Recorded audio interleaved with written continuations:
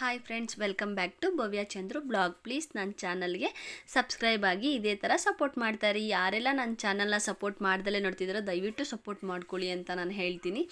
So ಇದು ನಮ್ಮ ಮನೆ ಔಟ್ಲುಕ್ಕು.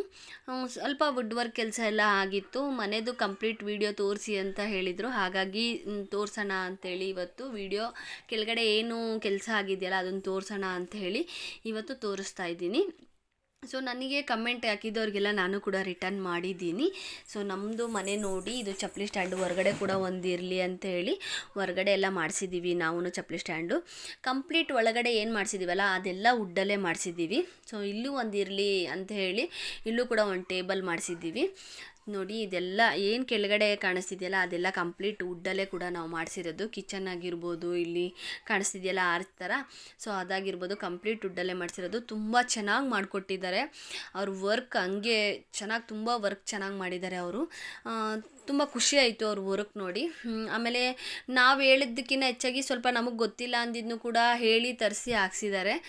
ತುಂಬ ಖುಷಿ ಆಯಿತು ನಮಗೆ. ಅದೆಲ್ಲ ಈ ಥರ ಸಿಗುತ್ತೆ, ಈ ಥರ ಸಿಗಲ್ಲ, ಕೆಲವೊಂದೆಲ್ಲ ನಮಗೂ ಗೊತ್ತಾಗಲ್ಲ, ಅವರಿಗೆ ಮಾಡಿ ರೂಢಿ ಇರುತ್ತಲ್ಲ, ಹಾಗಾಗಿ ಅವರು ಕೂಡ ಹೇಳಿದ್ರು ನಮಗೆ ಈ ಥರದ್ದು ಹಾಕಿ ಚೆನ್ನಾಗಿ ಕಾಣುತ್ತೆ ಅಂತೇಳಿ. ವುಡ್ ವರ್ಕ್ ಅವರು ಭಾಳ ಸಪೋರ್ಟ್ ಮಾಡಿದ್ದಾರೆ. Thank you so much. ಈ ಬ್ಲಾಗಲ್ಲಿ ಅವ್ರಿಗೆ ಹೇಳೋಕ್ಕೆ ಇಷ್ಟಪಡ್ತೀನಿ.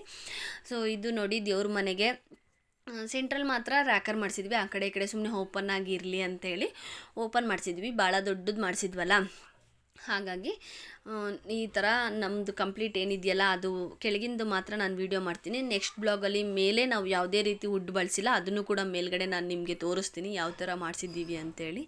ಸೊ ನೋಡಿ, ಇಲ್ಲಿ ಯುಟಿಲಿಟಿ ಆಲ್ಮೋಸ್ಟ್ ಎಲ್ಲ ನೋಡಿದ್ರೆ ಒಂದ್ಸಲಿ ಎಲ್ಲ ವೀಡಿಯೋ ಮಾಡಿ ಹಾಕಿದ್ದೆ. ಸೊ ಇರಲಿ, ಇವಾಗ ನೋಡಿ ಒಂದ್ಸಲಿ ಅಂತ ತೋರಿಸ್ತಿದ್ದೆ. ಸೊ ಕಿಚನ್ನು ಕಾಂಬಿನೇಷನ್ ಮಾಡ್ಕೊಳ್ಬಾರ್ದು ಅನ್ನಿಸ್ತು ನನಗೆ, ಹಾಗಾಗಿ ನಾವು ಯಾವುದೇ ರೀತಿ ಕಿಚನಲ್ಲಿ ಡಬಲ್ ಕಲರೆಲ್ಲ ಹಾಕ್ಸಿಲ್ಲ. ಒಂದೇ ಕಲರ್ ಯೂಸ್ ಮಾಡಿದ್ದೀವಿ ನಾನು. ನನಗೆ ಡಬಲ್ ಕಲರ್ ಎಲ್ಲ ಬೇಡ, ಯಾಕೆಂದರೆ ಇಲ್ಲೂ ಆರ್ಚ್ ಹತ್ರ ಡಬಲ್ ಕಲರು, ಆಮೇಲೆ ಟಿ ವಿ ಯೂನಿಟ್ ಹತ್ರ ಡಬಲ್ ಕಲರು ಆಗಿರೋದ್ರಿಂದ ಅವರು ಕೂಡ ಹೇಳಿದ್ರು ಡಬಲ್ ಕಲರ್ ಬೇಡ ಅಂಥೇಳಿ. ಹಾಗಾಗಿ ನಾವು ಡಬಲ್ ಕಲರ್ ಎಲ್ಲೂ ಯೂಸ್ ಮಾಡಿಲ್ಲ.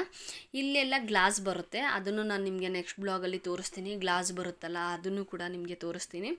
ಸೊ ಇಲ್ಲಿ 4 ಗ್ಲಾಸ್ ಬರುತ್ತೆ. ಇನ್ನು ಪೇಪರ್ ಏನೂ ರಿಮೂವ್ ಮಾಡಿಲ್ಲ ನಾವು, ಕವರ್ನ ಮೇಲ್ಗಡೆದು ಅದು ನೆಕ್ಸ್ಟು ರಿಮೂವ್ ಮಾಡ್ತೀವಿ. ಬಟ್ ಫೈನಲ್ಲಾಗಿ ರಿಮೂವ್ ಮಾಡೋಣ, ಇವಾಗ ಬೇಡ ಅಂತ.